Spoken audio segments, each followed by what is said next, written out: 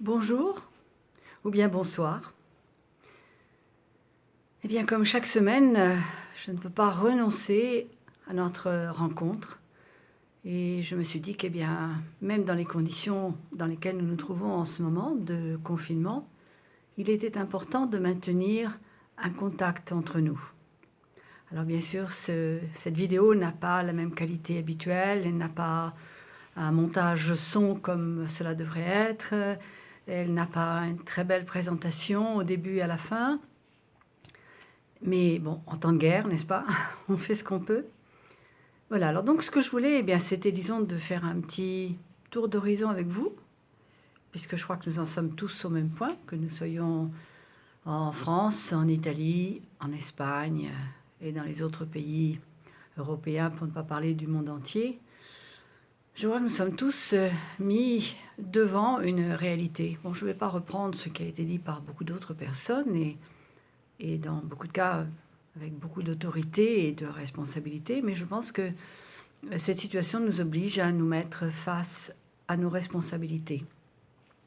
Un retour sur nous-mêmes, un retour sur notre système de valeurs. Qu'est-ce que nous avons mis en avant dans notre vie? Quelles ont été jusqu'à présent nos priorités? Est-ce que nous avons été pris dans cette espèce de tourbillon de vitesse, d'accumulation? La première phrase que nous entendons régulièrement prononcer, quel que soit le secteur, quel que soit le type d'activité, mais même à la maison, c'est « on n'a pas le temps ».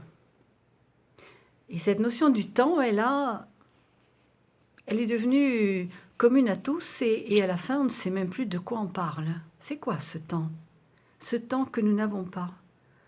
Nous n'avons pas de temps à l'hôpital, nous n'avons pas de temps à l'école, nous n'avons pas de temps dans les transports, nous n'avons pas le temps d'attendre, nous n'avons pas le temps pour nos enfants, nous n'avons pas le temps pour nos conjoints, nous n'avons pas le temps pour nos parents, nous n'avons pas le temps pour nous. Et aujourd'hui, nous sommes obligés de nous retrouver avec le temps. Voilà, nous n'avions plus de temps et tout d'un coup, on nous redonne du temps et nous ne savons pas quoi en faire. Qu'est-ce que nous allons faire de ce temps que nous avons maintenant à disposition? Et je lis sur certains textes et j'entends des personnes qui m'ont téléphoné qui me disent « mais je ne sais pas quoi faire de mes journées ». Donc vos journées, elles sont remplies de temps. Alors on vous dit « il faut lire ». Oui, d'accord. Il faut regarder des spectacles à la télévision. Oui, d'accord. Des films. Oui, d'accord. Visiter des expositions virtuellement. Oui, d'accord. Pourquoi est-ce que c'est tellement difficile de se retrouver tout d'un coup avec soi-même et avec cette notion de temps? Qu'est-ce que c'est que le temps? Alors je ne voudrais surtout pas, ne vous inquiétez pas, je ne vais pas rentrer dans un discours philosophique. J'ai toujours voulu que ces moments de rencontre sur YouTube soient des moments très simples, faciles, accessibles, comme un bavardage que l'on pourrait faire en allant marcher ou en prenant un petit blanc au bar avant de rentrer à la maison avec une copine. Voilà, un moment d'échange très simple. Mais il y a quand même des questions que l'on peut se poser. Je ne vous donnerai pas les réponses, je crois que chacun doit trouver les propres réponses. Mais il y a quand même... C'est quand même curieux. Comment se fait-il que nous avons toujours un manque de temps? Nous nous plaignons tous d'avoir une absence de temps suffisante. Et quand tout d'un coup nous nous retrouvons avec ce temps à disposition, nous ne savons pas gérer notre temps. Très souvent, je dis dans les cours de formation que je tiens au personnel soignant, quand ils disent « oui, on n'a pas le temps ». En fin de compte, souvent, je leur dis, ce n'est pas la quantité de temps que vous devez privilégier, c'est la qualité du temps. La qualité du temps que vous offrez à l'autre, que vous offrez à votre patient, que vous offrez à votre fils, à votre enfant, à votre conjoint, à vos amis. La qualité du temps qui est faite également d'écoute. Alors peut-être nous devons, comme les enfants, apprendre. Souvent, un enfant dit « je m'ennuie ».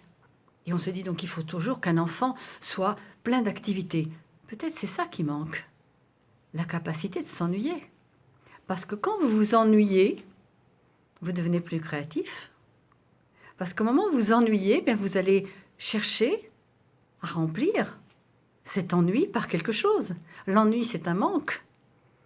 Donc peut-être, eh bien, cet ennui, vous allez peut-être pouvoir le remplir avec de la culture ou avec votre créativité. Peut-être que faire des choses que vous n'avez jamais osé faire, dessiner, chanter, apprendre quelque chose.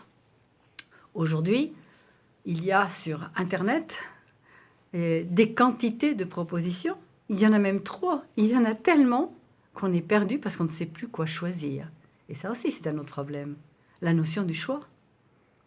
Quand on vous dit vous choisissez entre ceci ou cela, c'est facile. Vous faites un choix, ça veut dire que vous refusez quelque chose. Parce que choisir, c'est ça, c'est refuser quelque chose d'autre pour accepter un élément de ce choix, de cette équation.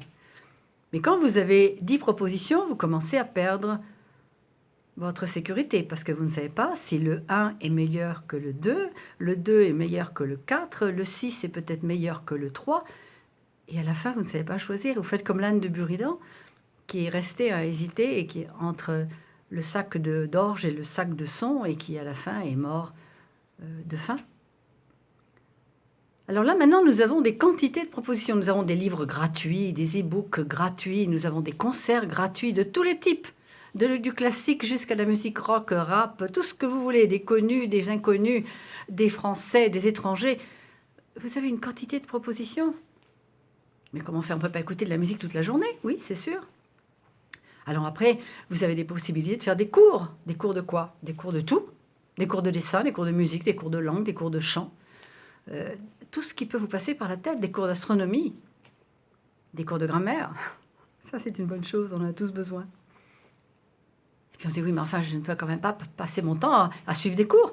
Voilà, encore une fois, cette notion du choix, de cette indécision qui fait que nous ne savons pas quelle chose nous devons accepter. Alors, si le problème, c'était pas tellement ça, c'est qu'en fin de compte, nous comprenons maintenant pourquoi est-ce qu'il faut des règles à nos enfants, à nos élèves.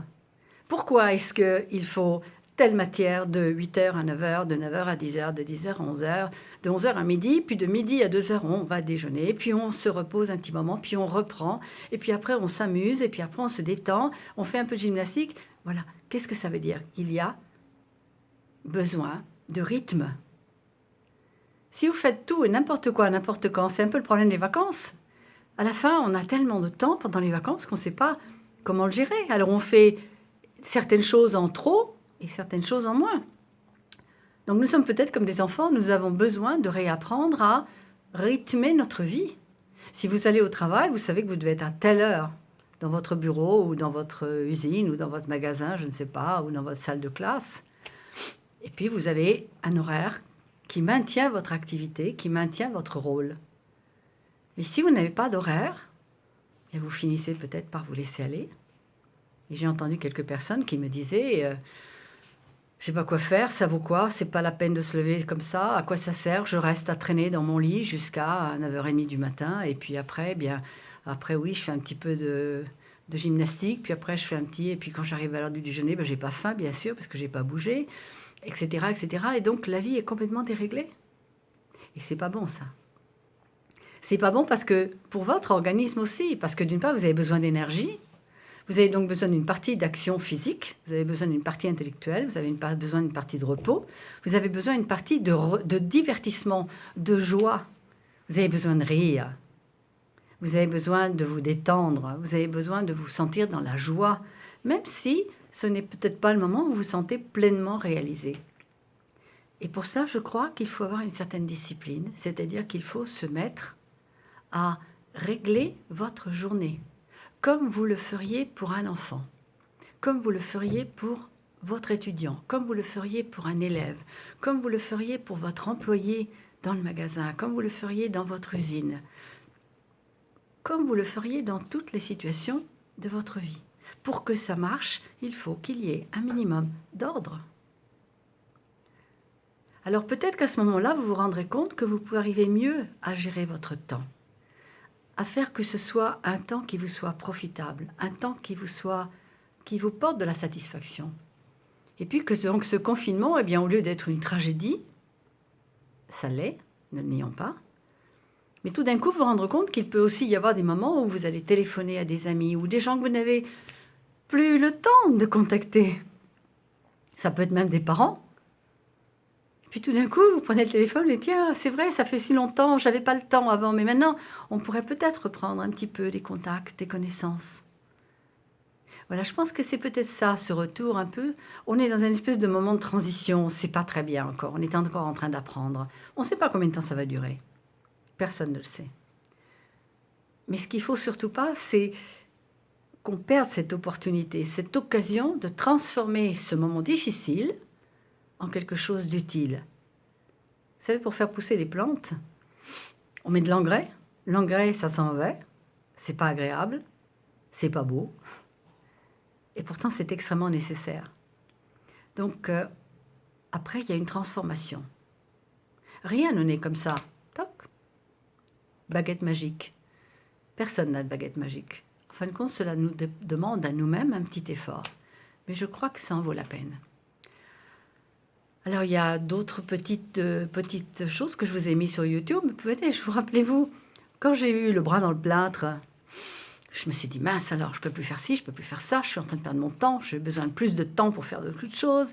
Et puis j'ai commencé à prendre ça avec un sens de l'humour, et puis j'ai fait des petites vidéos amusantes, que vous pouvez toujours aller voir, sur comment on fait pour ouvrir une bouteille de vin quand on a un blas dans le plat, c'est-à-dire qu'on n'en a qu'une seule qui marche et qu'on est tout seul, comment on fait pour dévisser un pot de confiture, etc. etc.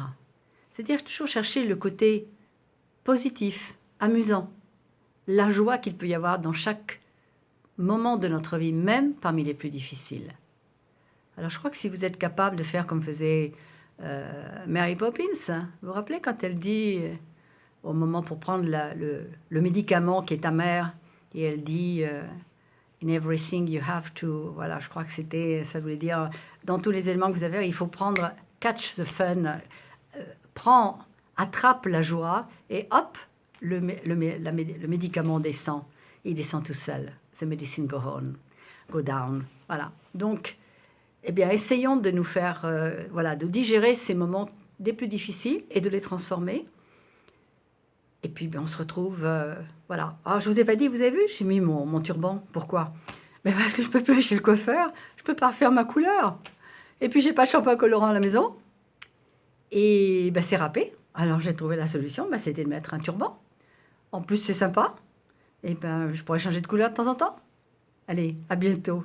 Je vous embrasse tous très très fort. Tenez dur.